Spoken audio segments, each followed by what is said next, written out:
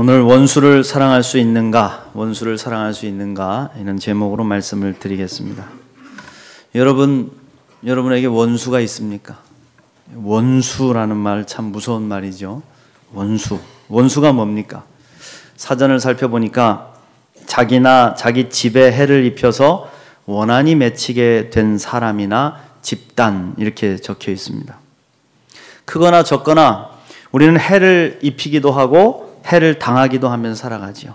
대부분 원수를 맺을 정도의 심각한 일은 아니지만 심한 경우에는 우리의 생명을 잃기도 하고 또 평생 분노에 차서 살아갈 정도로 깊은 사건을 경험하기도 합니다.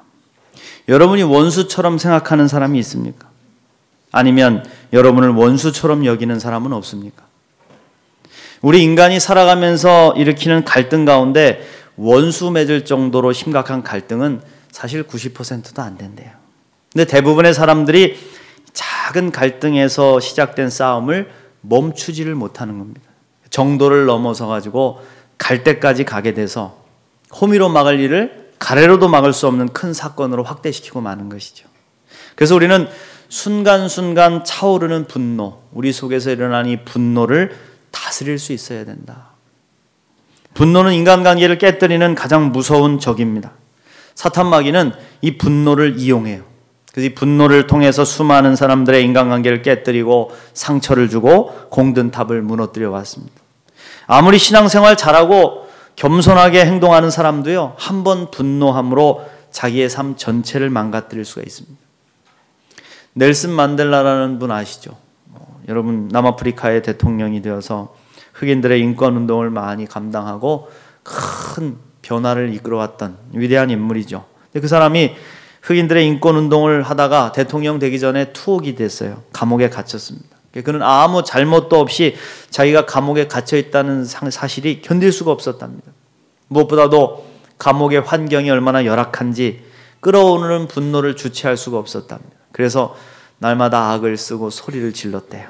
그래서 그를 변호하는 변호인이 찾아왔는데 그 변호사를 향해서 불평을 합니다. 여긴 지옥이야. 지옥 같아.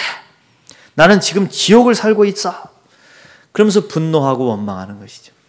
분노하고 원망하면 할수록 자기의 마음과 몸은 더 어둡게 병들어 갔다는 겁니다. 그런데 어느 날 그는 자신이 아무리 분노를 일으켜도 환경이 결국 변하지 않는다는 사실을 깨달았대요. 그래서 마음을 바꾸기로 결심합니다. 하루는 변호사가 찾아와서 넬슨 만델라를 보니까 얼굴이 다른 때와는 다르게 평안해 보이는 겁니다. 그래서 묻습니다. 아직도 수감 생활이 지옥 같습니까? 아니요. 지금은 천국이요. 그래요? 그동안의 감옥의 환경이 많이 좋아진 모양이군요. 그렇지 않습니다. 감옥은 그대로인데 내 마음이 변했습니다. 그렇습니다, 여러분. 사실 누구나 분노할 수 있습니다.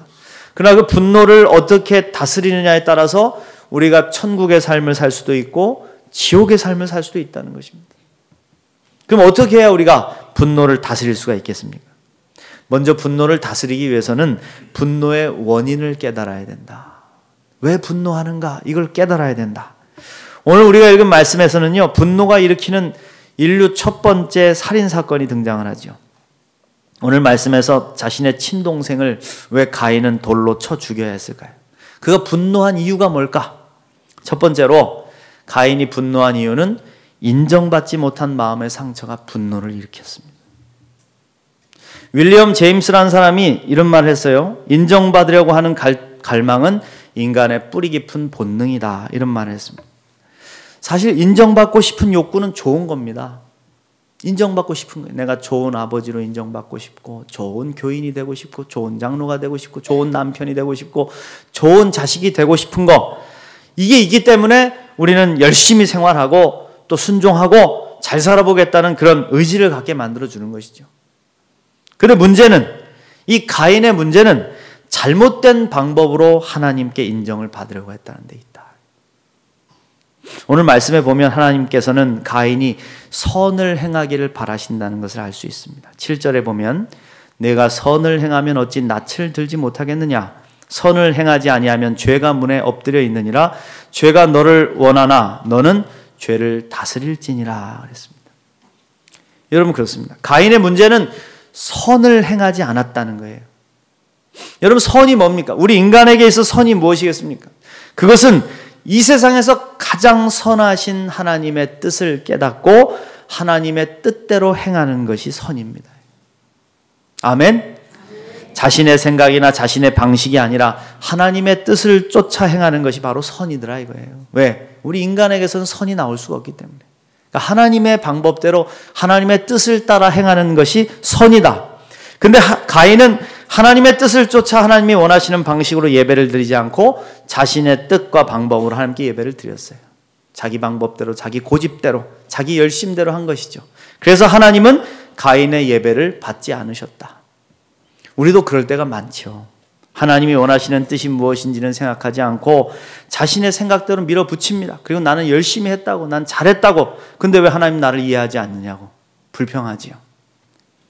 여러분, 교회에서 문제를 일으키는 교우들을 보면요, 다 나름대로 열심히 있습니다. 얼마나 열심히 있는지 모릅니다. 근데 누구보다 열심히 하는데 이상하게 문제가 일어나더라. 갈등이 일어나고 다툼이 일어나고. 도대체 무엇이 문제일까요? 우리는 하나님께 인정받고 싶어 합니다. 목사에게도 인정받고 싶고 교회 성도들에게도 인정받고 싶어 해요. 그런데 여러분, 우리 마음 가운데 인정받고 싶은 마음이 들 때 인정받기 위해서 행하는 나의 방법이 과연 올바른 것인가를 생각해 보라 이겁니다. 하나님의 뜻에 과연 일치하는 것인가? 하나님이 진정 기뻐 받으실 만한 믿음의 행위인가? 이거를 살펴봐야 된다는 겁니다. 그렇지 않으면 우린 열심히 했지만 하나님의 뜻이 아닐 수가 있다. 그럴 때 가인처럼 하나님의 인정을 받지 못할 수도 있고 결국 그 일이 우리에게 상처로 돌아올 수 있다는 것을 우리는 기억해야 된다. 두 번째로 분노의 원인은 질투심에서 나옵니다. 질투심. 가인은 동생 아벨을 질투했죠. 아벨의 예배는 하나님이 인정하시고 받으셨는데 자신의 예배는 외면하셨다 이겁니다. 사실 하나님께서 자신의 예배를 받지 않으신 것보다도 더 그를 분노하게 한 것이 있어요. 그게 뭡니까? 그건 하나님이 자기보다 동생 아벨을 더 사랑하시는 것 같다. 이 사실이 그를 분노하게 하는 거예요. 하나님이 나보다 쟤를 더 사랑하신대. 하나님이 나보다 아무개 집사를 더 사랑하신대. 하나님이 나보다 아무개 장로를 더 사랑하시는 것 같아요. 질투심은요, 다른 사람과 비교의식, 경쟁의식에 생겨나는 겁니다. 또한 다른 사람에 대해서 열등감을 가질 때 생겨나죠.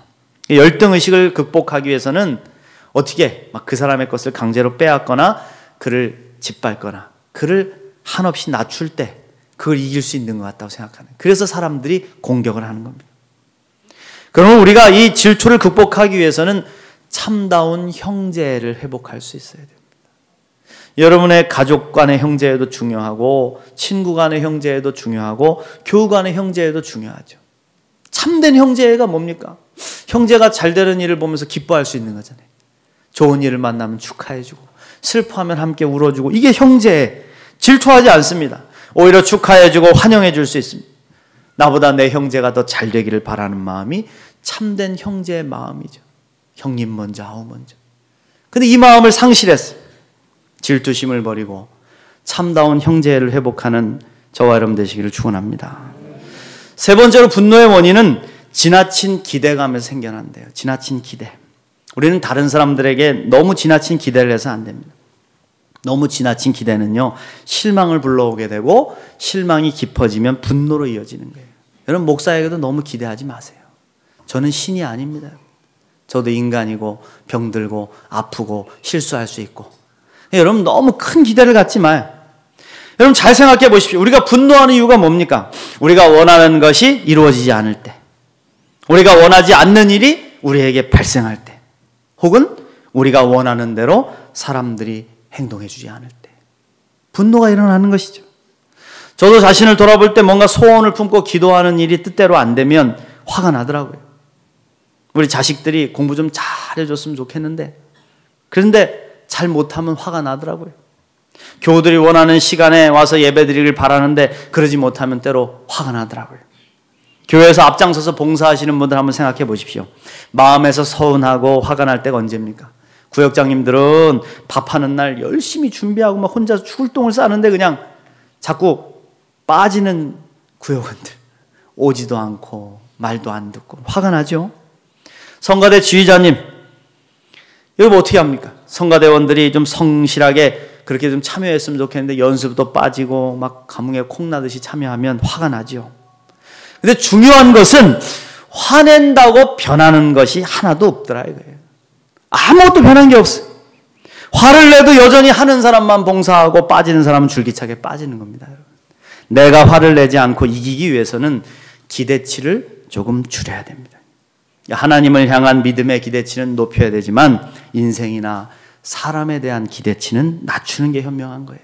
그게 지혜로운 겁니다. 내가 원하는 대로 잘 되지 않는다고 너무 상심하지 말라. 때로 우리 예수님도요, 고향 땅에서 배척을 당하셨잖아요. 유대 땅에서는 돌에 맞아 죽을 뻔도 하셨어요. 그런 모습에 막 분노한 제자들이 불을 내려가지고 저놈들을 다 진멸시켜 주십시오. 깡그리 씨를 말립시다. 그런데도 제자들의 말을 주님 듣지 않잖아요. 주님은 분노하지 않아요. 화를 내지 않으세요. 그럼 여러분 어떻게 우리가 분노를 다스릴 수가 있겠냐 이겁니다. 어떻게? 에베소서 4장 26절에는 분을 내어도 죄를 짓지 말며 해가 지도록 분을 품지 말고 마귀로 틈을 타지 못하게 하라 이렇게 말씀하고 있어요. 분노하는 순간에 마귀가 틈 탄다는 것이죠. 분노는 불과 같아요.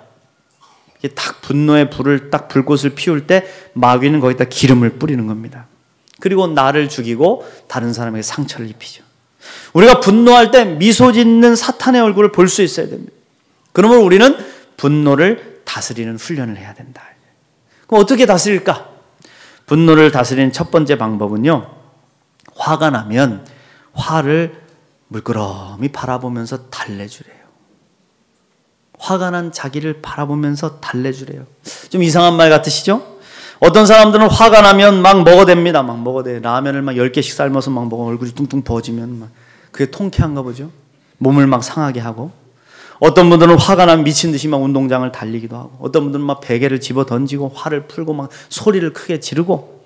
심한 경우에는 물건을 부수거나 사람을 때리는 사람도 있죠. 다 올바른 방법이 아니래요. 화가 난다고 가서 막 때린다고 되겠습니까, 여러분? 화가 나면 화를 물끄러미 바라보래요. 화는 풀어야 되는 게 아니라 어린아이처럼 달라져야 되는 거예요. 내가 화가 나서 안 돼. 가서 화를 좀 풀어야겠다. 가가지고선 싸웠어. 때리고 치고 받고. 그럼 어떤 일이 벌어지죠? 결국은 법정 소송으로 가고 전치 몇 주 상처 입은 자기의 몸이 발견되고 치료비 나가고 남는 건 없어. 화는 푸는 게 아니라 어린애처럼 달래주라. 너 화났구나. 그랬구나.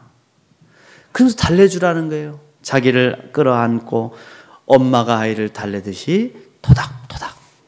그랬구나. 화가 났구나. 힘들구나. 달래주라. 그때 화가 가라앉는데요. 두 번째로 분노를 일으키는 사람에게 정확한 마음의 상태를 전달하라. 대부분의 사람들은요, 화가 나면요, 정신을 못 차리고 당황해합니다. 말을 막 더듬고, 이렇게 막 소리를 막 지르는데, 뭔 말인지 하나도 모르겠어. 막 얼굴만 벌개져가지고 소리를 지르고, 정신을 못 차려. 그러다가 더 큰 상처를 받는 것이죠. 분노가 일어날 때 상대방을 향해서 당신의 어떠한 행동과 말이 나를 화나게 한다는 사실을 정확하게 전달하라. 이걸 여러분 아이 메시지 전달법이라고 합니다. 차분하고 정확하게 나는 지금 당신의 이러한 말과 행동으로 인해서 화가 나 있습니다. 당신의 이 말과 이 행동이 나를 화나게 합니다. 그러니 나를 좀 가만히 두십시오. 내가 지금 화나 있습니다. 내가 지금 분노의 수문을 활짝 열어가지고 그 수문이 열려서 막 물에다 휩쓸려 나도 죽고 상대방을 죽이기 전에 화가 나 있다는 것을 조금 보여줘서 상대방의 전함으로 화를 진정시키고 다스리라는 거예요. 세 번째로 나를 화나게 하는 사람에게 화를 내지 말고 마찬가지로 어린애처럼 달래줘라. 사랑은 성내지 아니한다. 그런 말씀이 있잖아요. 우리의 인간관계에서 화가 나는 것은 상대방의 실수나 잘못이나 오해 때문에 화가 나죠. 그때 우리에게 필요한 것은 싸움이 아니라 상대방을 이해하려고 하는 마음이죠. 사실 우리를 짜증나게 하고 화나게 하는 사람들은 인생이 힘든 사람들이 많아요. 가만히 보면 참 어떻게 저렇게 살까? 상처가 많고 고통이 많은 사람들입니다. 그래서 거칠어요. 무례합니다. 자기중심적입니다. 왜? 자기 상처가 크기 때문에 남이 보이질 않는 거예요. 다른 사람을 배려할 여유가 없는 겁니다. 그런 사람들을 향해서 우리는 긍휼히 여기는 마음을 가져야 된다. 그럴 수도 있구나. 저럴 수도 있지. 화가 난 사람들을 혼내지 말고 꼭 한번 안아줘 봐라. 그때 눈물과 함께 엄청난 용서의 에너지가 샘솟게 될 줄로 믿습니다. 마지막으로요, 분노를 다스리는 방법은 예수님의 방법을 사용하라. 예수님의 방법. 예수님 어떤 방법을 쓰셨을까? 제가 볼 때 우리 예수님은 우리가 사용하는 분노의 조절법보다는 분명히 높은 경지에 오르신 분이시죠. 그래서 오늘 우리에게 엄청난 도전을 던지십니다. 그건 뭐냐? 원수를 사랑하고 위하여 기도하래요. 참, 원수까지도 사랑하는 훈련을 통해서 분노에 끌려다니지 말고 분노의 사슬을 끊고 승리하라는 이 말씀을 과연 우리가 어떻게 받아들일 수가 있을까요? 어떻게 할 수 있을까? 오늘 말씀 마태복음 5장 43절부터 44절 같이 다시 한번 읽겠습니다. 마태복음 5장 43절부터 44절 말씀 함께 읽습니다. 또 내 이웃을 사랑하고 내 원수를 미워하라 하였다는 것을 너희가 들었으나 나는 너희에게 이르노니 너희 원수를 사랑하며 너희를 박해하는 자를 위하여 기도하라 그랬습니다. 아멘. 참 어려운 말씀입니다. 저도 잘 못하겠습니다. 누구에게나 싫은 사람, 미운 사람은 다 있어요. 그런데 원수는 차원이 다르잖아요. 원수는 생각만 해도 눈물이 나고 식은땀이 흐르고 가슴이 벌렁거리고 내 눈에 흙이 들어가도 잊지 못할 원수. 그런데 그 원수를 사랑하고 기도해 주라니요. 오히려 예수님의 이 말씀이 우리의 마음에 한을 맺히게 하는 것 같아요. 어떻게 그럽니까? 나 못합니다. 그런데 우리 예수님이 괜히 이야기를 하셨겠습니까? 주님은 우리의 생명을 망가뜨리고 어둠으로 이끌어가는 이 증오의 증폭을 멈추라고 하시는 거예요. 멈춰라! 끊어라! 이겁니다. 요즘 전 세계를 어둠으로 몰고 가는 세력이 있습니다.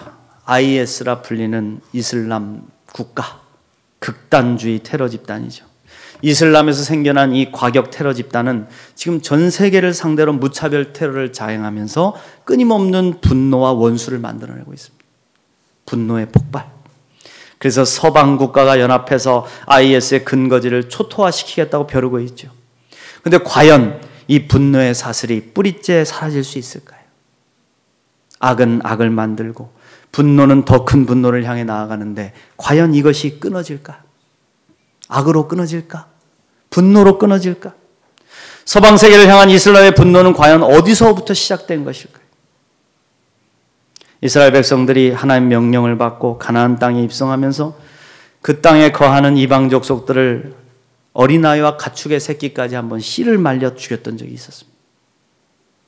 기독교 십자군 원정을 통해서 이슬람을 초토화시켰던 시절이 있었습니다. 이슬람이라는 이름만 가지고도 가차없이 씨를 말리며 다녔던 시절이 있습니다. 그게 예수님의 뜻이라 생각하고 그때 땅을 빼앗기고 죽임을 당했던 사람들의 자녀들이 분노를 품고 일어나서 이를 갈았겠지요. 그리고 다시 그들이 일으킨 싸움이 또 다른 분노를 일으키고 있는 것이죠. 정밀 타격한다고 하지만 또 다른 무고한 이슬람 시민들이 목숨을 잃게 되겠지요. 그들의 자녀들이 또한 한을 품고 전쟁을 일으키겠지요. 다 죽여 마땅할 건가요? 과연 이 뿌리를 끊어낸다고 해서 과연 끊어지겠냐 이겁니다. 예수님이 이 사실을 아시고 우리에게 증오의 증폭을 멈추라고 하신 겁니다. 원수를 사랑하고 위에서 기도하라. 예수님께서 세상을 향해 던지신 이 메시지가 분노와 증오로 들끓고 있는 이 세상의 온도를 조금 낮추고 있지 않냐 이겁니다. 사람들이 다 증오하고 다 분노해서 세상을 분노의 온도로 막 끓게 하고 있는 이때 예수님이 던지신 이 메시지가 그 온도를 비등점을 좀 낮추고 있지 않냐 이겁니다. 이 말씀을 삶으로 실천해 보려는 그리스도인들의 몸부림을 통해서 원수 맺는 일들이 지금 그래도 조금이나마 줄어들고 있지 않냐 이겁니다. 저는 이것이 굉장히 중요하다고 생각해요. 갈 때까지 가면 다 죽는 거죠. 세상 멸망하는 거죠. 저는 이번에 프랑스 파리 테러 사건을 보면서 이 사실을 보았습니다. 테러로 인해서 사랑하는 아내를 잃은 한 남편의 고백을 읽으면서 예수님의 말씀을 실천할 수 있다는 확신을 가졌어요. 그가 이런 글을 올렸어요. 페이스북에 올린 그의 고백은 이렇습니다. 금요일 밤 당신들은 비범한 생명을 앗아갔다. 내 인생의 사랑, 내 아들의 엄마를. 나는 당신들이 누군지 모른다. 알고 싶지도 않다. 당신들은 죽은 영혼들이다. 당신들이 맹목적으로 사람들을 살해해 바친 그 신이 우리를 그의 형상대로 만들었다면 내 아내의 몸에 박힌 총알 하나하나는 그 신의 심장에 한 군데씩 상처를 입혔을 것이다. 그러나 나는 내 분노를 당신들에게 선물하지 않을 것이다. 내 분노를 얻고 싶었겠지만 분노와 증오를 당신들에게 돌려주는 건 죽은 희생자들을 당신들과 똑같은 무지한 존재로 만드는 것에 불과하다. 아들과 나 둘만 남았다. 그러나 우리는 세계의 모든 군대들을 합친 것보다도 더 강하다. 내 아들이 살아가는 동안 그는 행복하고 자유롭게 삶으로써 당신들을 괴롭힐 것이다. 왜냐하면 당신들은 내 아들의 분노도 돌려받지 못할 것이기 때문에. 여러분, 증오와 분노로는요, 세상을 결코 변화시킬 수 없습니다. 더 아픈 고통과 슬픔이 있을 뿐이죠. 인도의 위대한 지도자 간디가 있습니다. 이분이 150cm의 왜소한 체격에 이기적인 마음, 요리조리 눈치를 살피면서 자신의 욕망만을 채우는 비겁한 사람이었대요. 그리고 그는 독실한 힌두교도였습니다. 근데 어느 날 톨스토이의 책을 읽다가 예수님과 성경을 접하게 되는 거예요. 글을 읽으면서 예수님과 성경을 읽으면서 감동을 받게 돼. 당시 5억 명이나 되는 인도인들이 영국의 식민 지배를 받았습니다. 영국인의 횡포에 당하는 사는 인도인들을 보면서 막 치가 떨렸어요. 가슴에 분노가 치밀어 올랐습니다. 그런데 성경을 읽다가 예수님의 산상수훈을 맞닥뜨리게 되는 거예요. 그는 오른뺨을 때리면 왼뺨을 돌려맞고 오리를 가자고 하면 십리를 가라고 하신 주의 말씀을 붙잡습니다. 그리고 이 말씀을 삶에서 실천하기 시작하는 거예요. 그렇게 태어난 것이 여러분 비폭력 무저항주의입니다. 간디로부터 태어난 비폭력 무저항주의.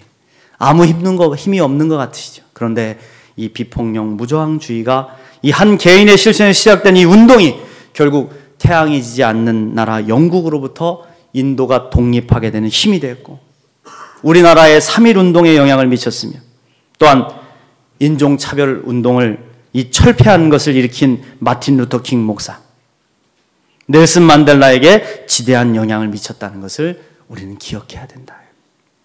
사랑하는 성도 여러분, 예수님의 십자가 사랑은 무능한 것 같죠. 오직 고통으로 점철된 것 같은 고난의 길이죠. 그래서 슈바이처 박사가 쓴 논문에 보면 그런 글이 있어요.